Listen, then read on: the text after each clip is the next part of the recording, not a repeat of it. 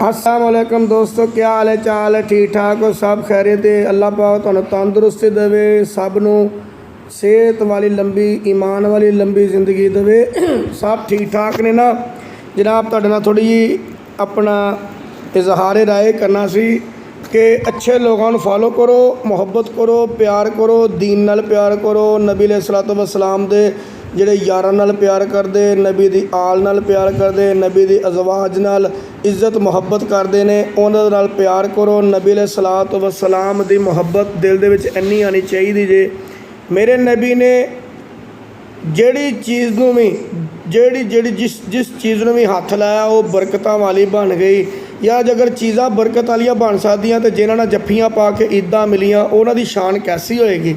मुहब्बत करो यार सहाबा ना, अहले बैत ना, मेरी तुहाडी मेहरबानी है, इन्हां दे अंदर वंड ना पाया करो।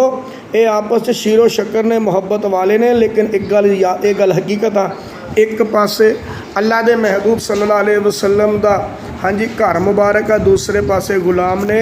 तो मेरे भाइयों दोस्तों बुजुर्गो, इन्हां दे अंदर ये आपस के अंदर मुकाबले तकाबल करन सानू नहीं करना चाहिए। ये सारी शख्सियात आला ने, मुहब्बत वालियां ने, प्यार करने वालियां ने।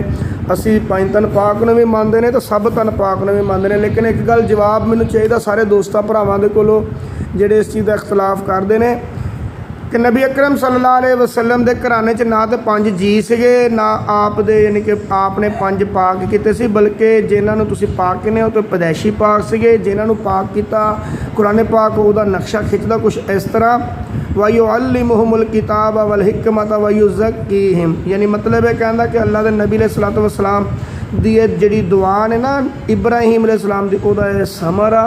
इब्राहीम अलैहिस्सलाम ने दुआ की, अल्लाह ऐसा पैगंबर भेज, ऐसा सोहना भेज जिहड़ा लोकां दा आके तज़किया करे। अल्लाह के महबूब ने सारियां दा तज़किया किया, दिलों का तज़किया किया, उन्हां दे दिलों नूं निखार दिता। फिर अल्लाह ने ऐलान करता लक़द रज़ी अल्लाह, मैं ना तो राज़ी हो गया।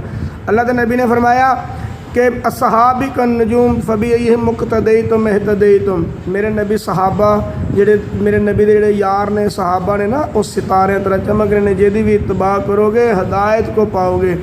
तो मेरे भाई दोस्तों बुजुर्गो, किसी ना कोई इख्तलाफ राय नहीं हैगी। साडी सिर्फ ये बात आ कि हर आला शख्सियात की मुहब्बत, अदब, प्यार अपने दिल च लैके आओ।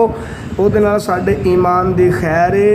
अल्लाह के नबी दे नाल भी प्यार करना, अल्लाह के नबी के घराने दे नाल भी प्यार करना, नबी अलैहिस्सलाम ने जिहड़ी चीज़ नूं छू लिया ਉਹਦੇ ਨਾਲ भी प्यार करना। अस्सलामु अलैकुम।